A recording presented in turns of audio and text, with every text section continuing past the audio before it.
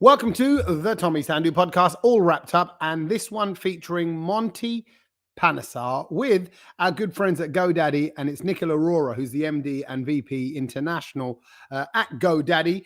GoDaddy obviously want people to start their dream, and this is interesting because Monty Panesar, to some extent, is living the dream. He is a national cricket player. He's played all over the world. He's top of his game in his sport, but is now restarting a new dream. A dream to be a broadcaster and a journalist, and he's gone off and studied it.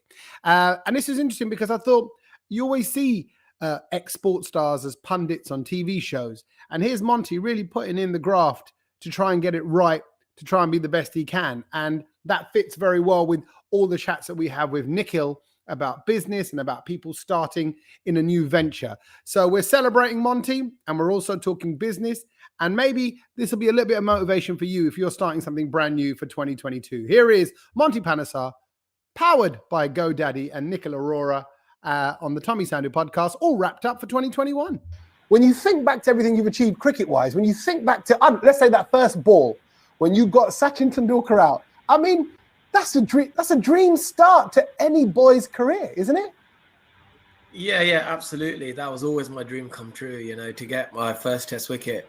Which was Sachin Tendulkar, and then he's obviously known as one of the best sportsmen ever. So yeah, there couldn't have been a better introduction to international cricket by taking Sachin's first test wicket. What does everybody say when you go back to the dressing? What's everyone like? Oh my God, you turned up like a little cub and you took out the lion. Yeah, exactly. That's probably the best way to put it. And everyone's just delighted for me, really happy, and it was just, they were so happy around me. Yeah, first of all, watching him in India, right? You Tendulkar is the god of cricket, and here Monty's coming and bowls and gets his wicket. It was kind of a love-hate relationship, I must say, right? Love from its time to you seeing, because I've lived abroad and I can understand what it is to be integrating back into a national team of a country where you're brown. And it was just amazing and a proud moment to see him coming and really, taking a wicket at Tendulkar, which was not fun, but seeing him taking the wicket was really fun because it was just a proud moment for us. Even billion of us in India were now saying, okay, somebody has arrived, in England who we can be proud of as well.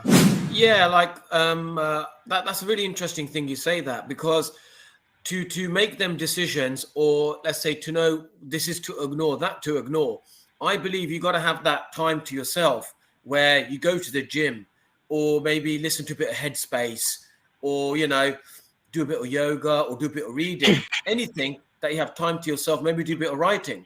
Do you know what I mean? And what activities would you be doing that relate to self-love? So that's for Mr. Arora. That's your question. So, for me, it's about gratitude. I think, every morning you wake up and you actually be why you're grateful for, because the 20 things you will realize you're not grateful for, or, I didn't get this, I didn't get that, whatever, right? So I think the power of gratitude, and I think, again, as we were talking, that it's cliche to write, but there is a power of writing that I'm thankful because, I have a roof on my head. I'm thankful because my kids are healthy. I'm thankful because, I have this life I'm living, right? I think the power of gratitude and also to letting go, right? Sometimes when things go bad, we just get so caught up in they say that, you'll do or die, right? Do or die has a shadow, right? That you keep going after something so hard that it actually sometimes burns you out, right? So sometimes just letting it go, right? Like, okay, you're expressing gratitude, and if something didn't work out, maybe it wasn't meant to be, right? We talk about karma.